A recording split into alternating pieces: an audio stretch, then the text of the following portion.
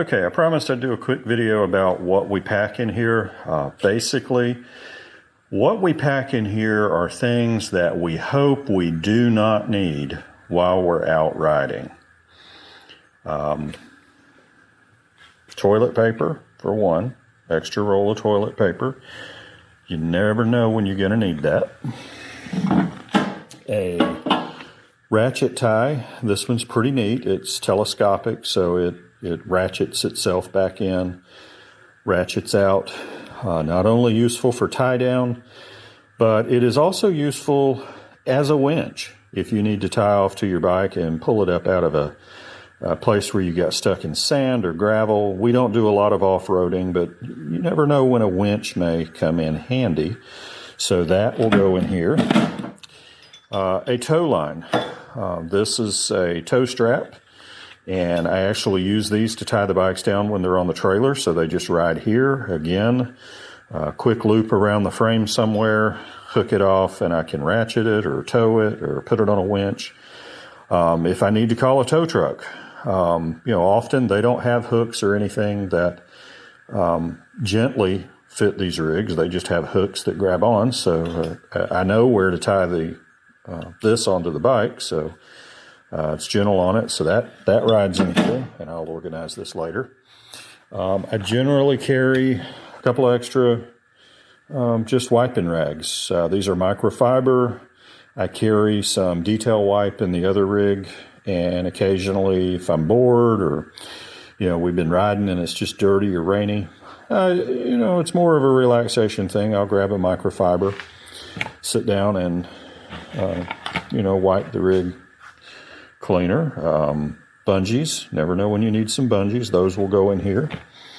I do have a battery tender type thing here. The previous owner actually had this, so I just kept it and use it. Top off a battery. That will ride in this rig. And a tarp.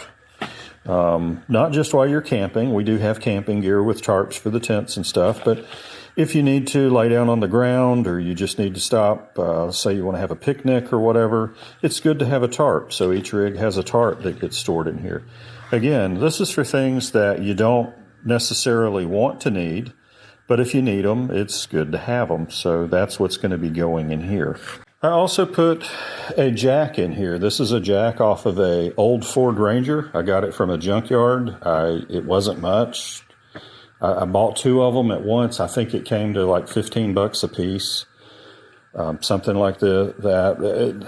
It just wasn't much. So check out your junkyard or whatever, but it's real simple. And on this rig, you can even turn it by hand to jack it up. But I do have the first section of the pole in here used to raise this.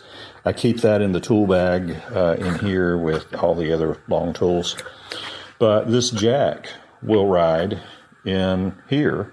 It's out of the way, it's not in the trunk, and we never need to open this unless you need to open it. That's kind of the point of it. So that rides back here as well. So I brought you up to my rig. Because we have two rigs and we ride together, I don't necessarily load everything twice on both rigs to save space. So I do have a little battery booster that I can jump the bike off with. I've used it many times. On the Tourist, I had a battery go bad while we were riding. This helped tremendously. On my wife's Patrol, we had a battery go bad, and again, I used this. And I've had to jump off the CT one time. The CT, Cecilia's bike, because it had a battery go bad. And by the way, when a battery goes bad, I replace it with an Odyssey PC 680, and I've not had any trouble after that. But the other batteries, they don't last long. They go bad quickly, and they seem to suffer from vibration. But that's a whole different topic. But I do keep a battery boost in here. I also keep a small air compressor.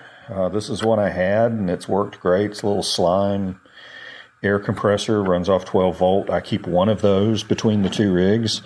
And again, you can see the same things. Tow strap, little winch thing, or ratchet tie down, bungee cords, all of that is duplicated. And on this one, I also keep a first aid kit. I may get another one of these and stick it on hers. But the reason I don't duplicate everything is I'm more likely to go out riding on my own for a farther distance with someone else, like my son. We went up to North Carolina. We went over to Alabama to the Vintage Festival one year.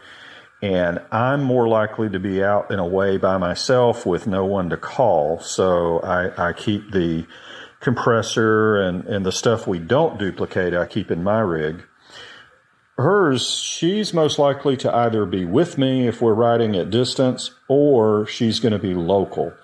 She does actually make far more trips than I do locally. She goes to the grocery store.